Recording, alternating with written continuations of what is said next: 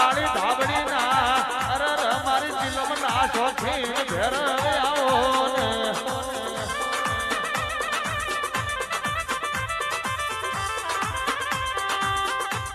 બોલો